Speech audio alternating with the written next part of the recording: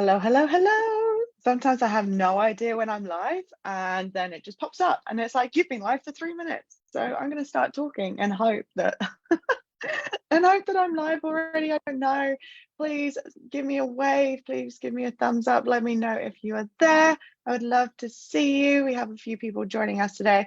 Welcome. Thank you for joining. I don't know what's going on with my voice today. I've had so many calls today. It's been go, go, go nonstop, and it's been so much fun. I am super excited for the new clients that I've signed on today.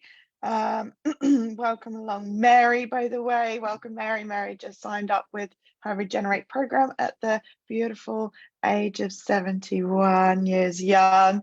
And she's about to go and run a marathon next year. Like, how freaking awesome is she?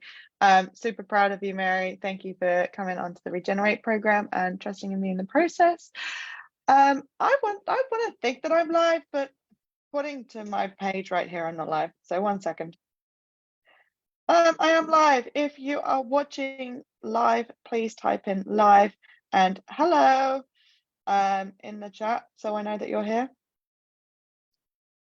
Because I don't know if anyone's in. I don't know if anyone's watching.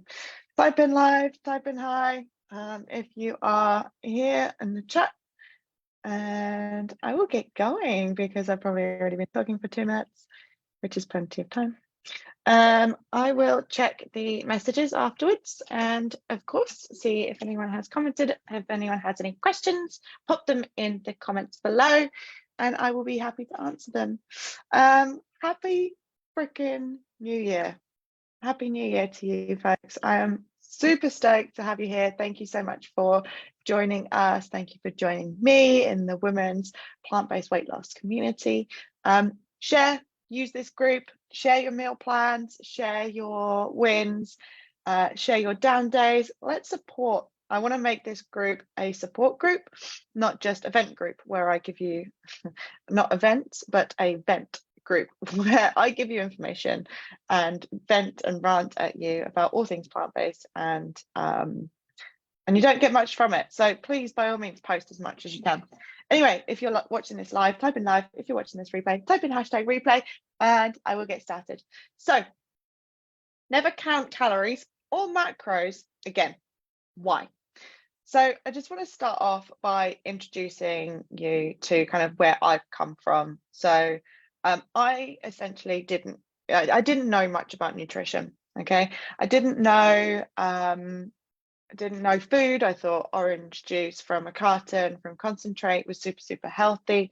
If you think that, there's absolutely nothing wrong with that. Let me know, and then I can tell you why I don't think it's healthy. I just had no idea. I had no grasp on what was healthy, what was unhealthy. And I started working with a personal trainer and they started talking about calories and macros and it just went straight over my head. And I was like, I have no idea what you're talking about. I don't know why you're talking about it. And I don't know what relevance it has to me.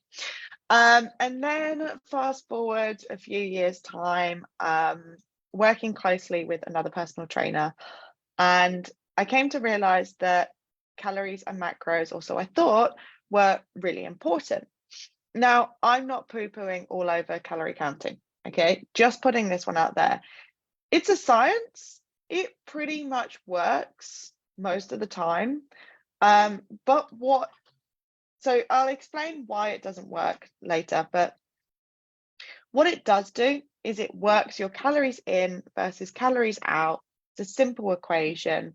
And it stops you from over-consuming the amount of energy that you need to live and to sustain yourself. But it doesn't get down to any root causes. It doesn't stop any cravings. It doesn't help you understand or uncover certain eating habits or eating behaviors. And I'll go into more about calorie counting shortly. But yes, it is useful, and I'm not poo-pooing it because a lot of personal trainers get a lot of results, a lot of dietitians, a lot of doctors. They will restrict people's calorie intakes, but it doesn't necessarily point you in the right direction of what foods you should be eating, how to keep yourself satiated. I know that when I started counting calories, I had no idea about any of that lot. So what I did do is just restrict myself. And it meant that I actually wasn't eating anything to keep me going, to give me energy, to keep me awake. I never felt energized by the food I was eating whatsoever because I was just counting the amount of calories that was going in. I wasn't looking at the foods that I was actually eating. So I was still eating relatively crappy food. It wasn't nutritious. It wasn't well balanced. It wasn't high in protein per se because I was just looking at the calorie content. I was just saying, okay, this has X amount of this has this has 321 of kj or kcal of kcal. Sweet, I'll add that to my collection of numbers.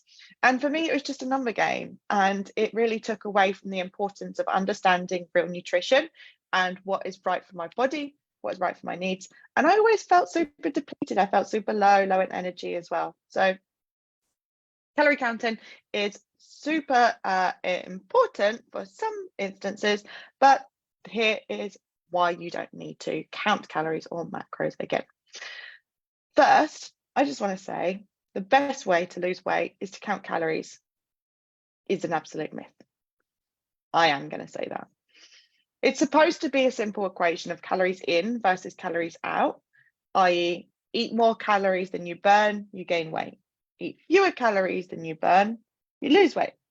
Except it's not that simple. There is too much room for error. The problem with calorie counting, for one, it's difficult and it's time consuming. First of all, you need to figure out how many calories are in the foods that you want to eat. And that takes guidebooks, websites, databases, maths, which I'm not good at, just to plan your lunch. You have to pull out measuring cups, food scales.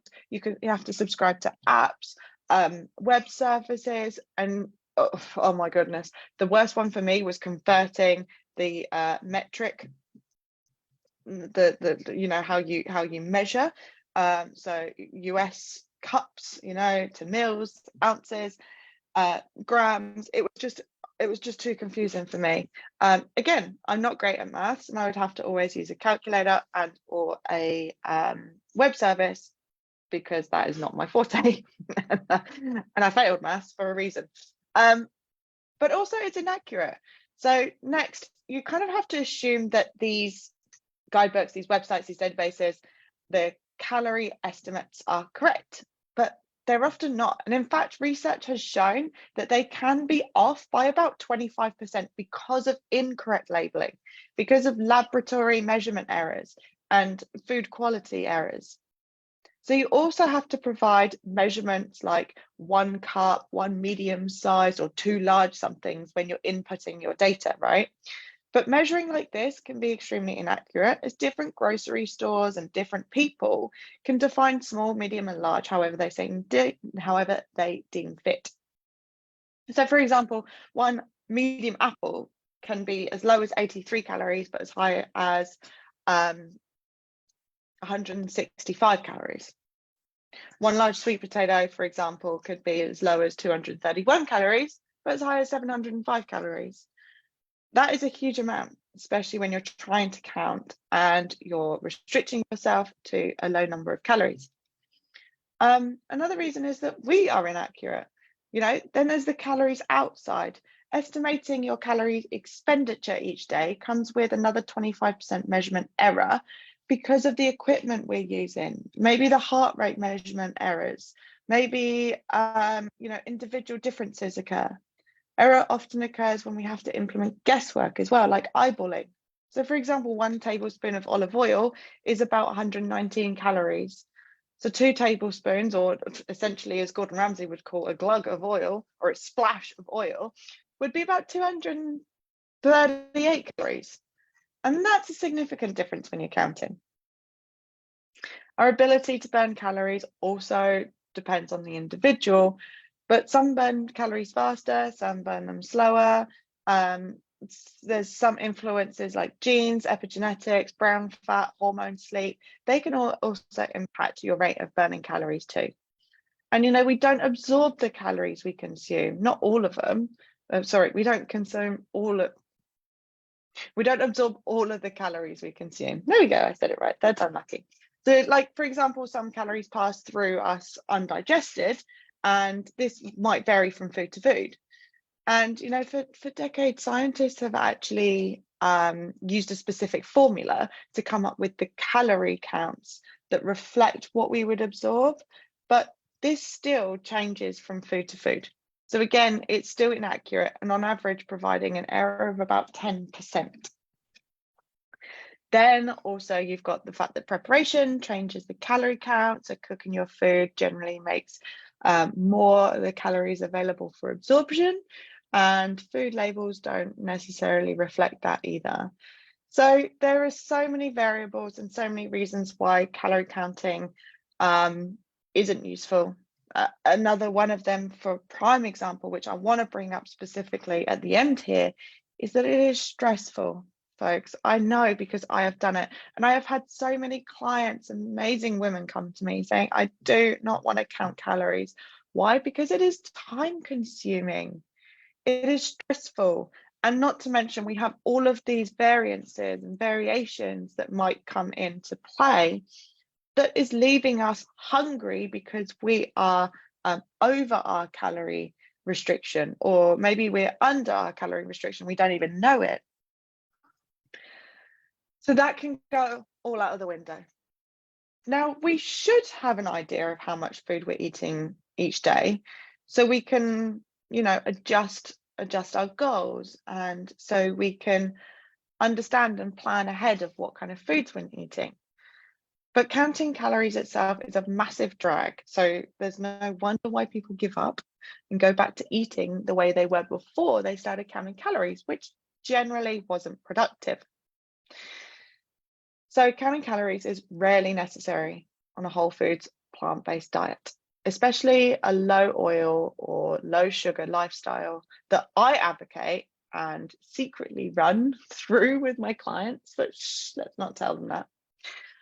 So there are a few cases where, you know, supervision or calorie restriction are necessary, like in hospitals, medical trials, certain health related instances. But I'm talking like people like you and I, okay? So yes, there are some reasons why we need to restrict our calories, why we need to count them. But for a day-to-day living, to actually live your life and enjoy the food and enjoy your day, it isn't necessary.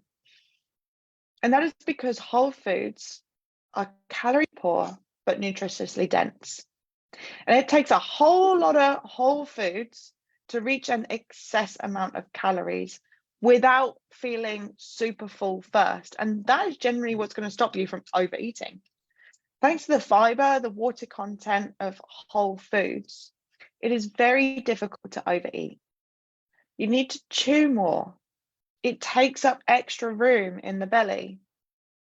It carries a great amount of fiber and other nutrients.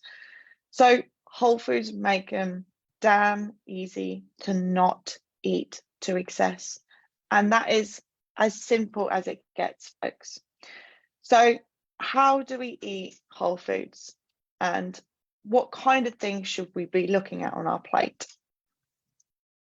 So I utilize a magic meal plate method, and there are so many there's so many methods out there that you can use to follow and to reflect upon your food.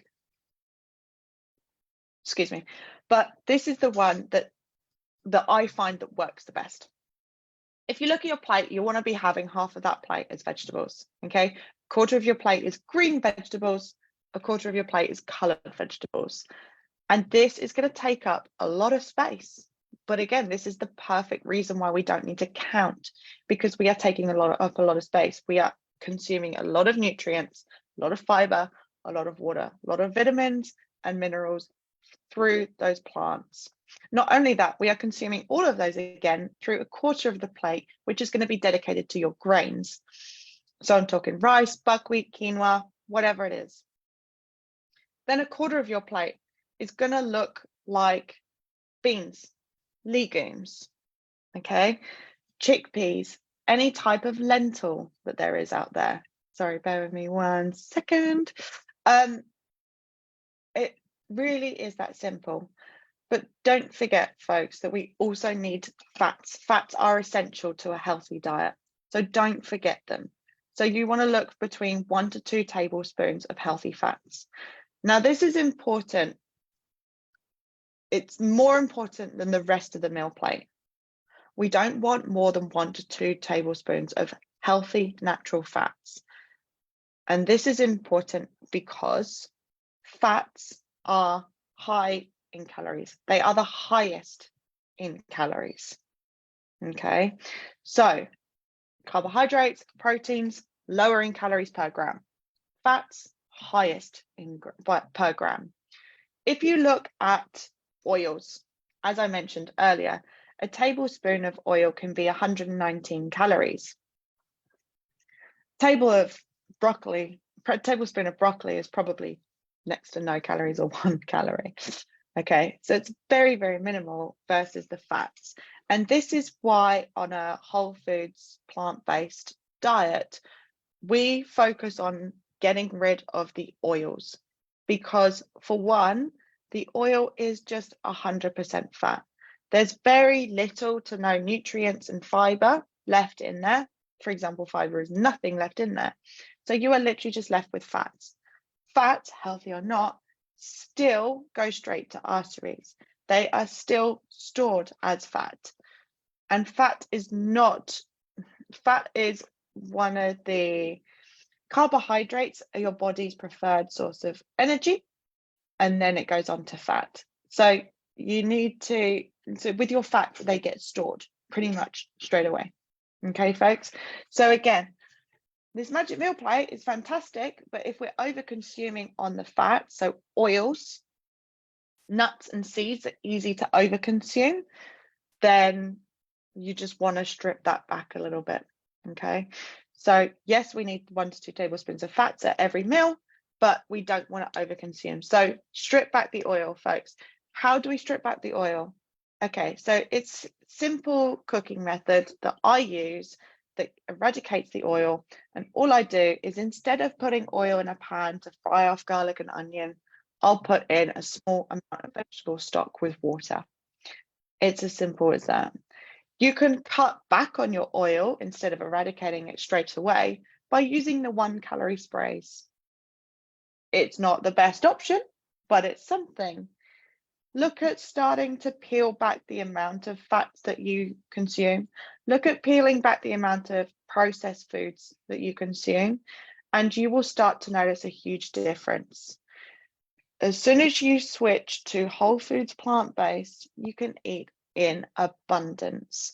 You can eat so many types of fruits and vegetables. With dark green vegetables, they pack the most amount of nutrients. So they are the most powerful for the calorie for the gram.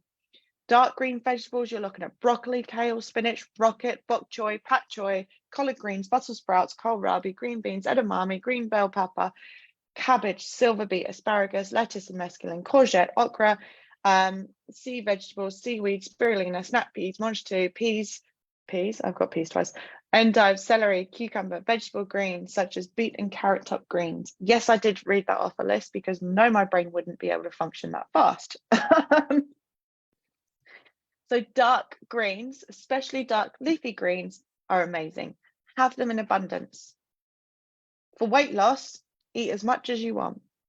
How often do you hear a diet that tells you to eat as much as you want? Unless you're on Slimming World and Weight Watchers, and yes, I went there, you won't find it anywhere else. Now then, with 1/4 of your plate, don't forget we're looking for coloured fruit and vegetables. We're looking at greens, we're looking at yellows, we're looking at reds, purples, whites, oranges. Look at any different colour that you can get, reds, purples, blues. So you can think of berries, you've got different coloured berries, acai, raspberry, blackberry, blueberry, cherries.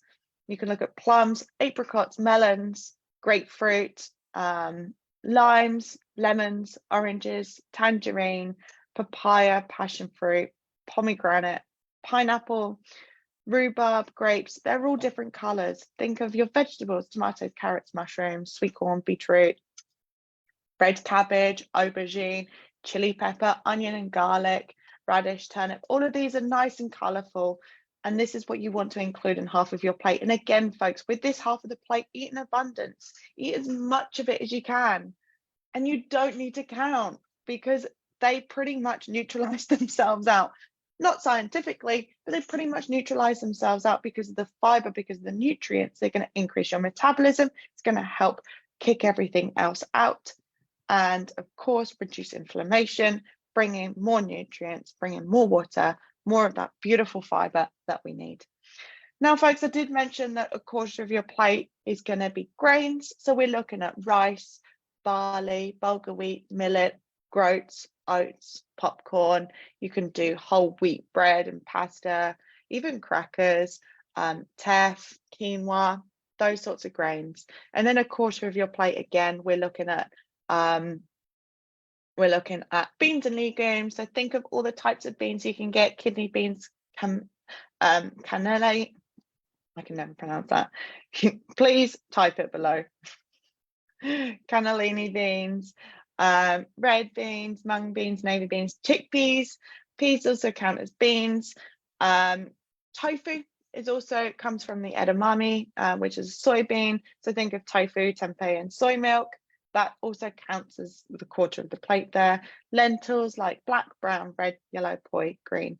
There's so much to eat and so much in abundance. You don't need to count calories when you're eating whole foods, plant-based, especially no oil, no sugar, and low sodium, so low salt. Iodized salt is very important because it contains iodine, which is very difficult to get. So if you are going to incorporate some salt, make sure it's iodized salt. Alrighty, folks. So to summarize, calorie counting is massively inaccurate from our side and other things that are out of our control, such as the apps that we use, the data that we have been given, the measurements that we use, down to our inaccuracies, like the amount of calories that we burn, the amount of calories that we absorb. It also is stressful, it's time consuming, it's not the best way. But if you go to a whole foods plant-based diet and start transitioning this way, and I can show you how, then this is a better way where you don't ever have to count calories, again, unless you need to be under medical supervision or there is a medical emergency or a need to count the calories. To live day to day, to live abundantly, just eat the whole foods that we have discussed today in abundance, stripping back the oil, the salt, and the sugars, stripping back the highly processed foods, baked goods, all of the extra fats that we do not need, and you can eat in abundance. You don't ever need to count calories if you're eating whole foods, plant-based, no oil, low salt, no sugar. It sounds a mouthful, but remember that list of things that I gave you? That is just a small list. There are 300,000 edible plants, or it is said to be 300,000 edible plants on this planet. We do not need to come from a place of lack. We need to come from a place of abundance and really understand that there are so many foods, whole foods, plant-based foods, whole food, plant-based foods that we can eat. And we don't just need to stick to broccoli, rice, and tofu. Although there's nothing wrong with that, we don't need to stick to that. If you have any questions, folks, please pop them in the comments below. Type in #live if you are with me. I don't even know if anyone's watching live. If you're watching live, type in #live for me so I know that I'm not alone. All alone.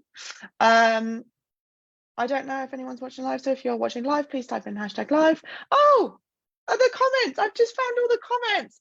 Hey guys, Donna Marie, live and hello. Alison, live, hiya. Leg ups, oh my goodness. Okay, guys, if you want to chuckle before I go, this one's going to get you. Donna Marie, one of my beautiful clients, she refuses them to call them legumes, but apparently they're leg ups. There you go. If you can't pronounce them, eat them. If you can't eat them, don't pronounce it right, because then it's boring. All right, folks. Love you. Thank you so much for joining me, and I will see you guys very soon. Take care. Any questions, pop them below. Bye.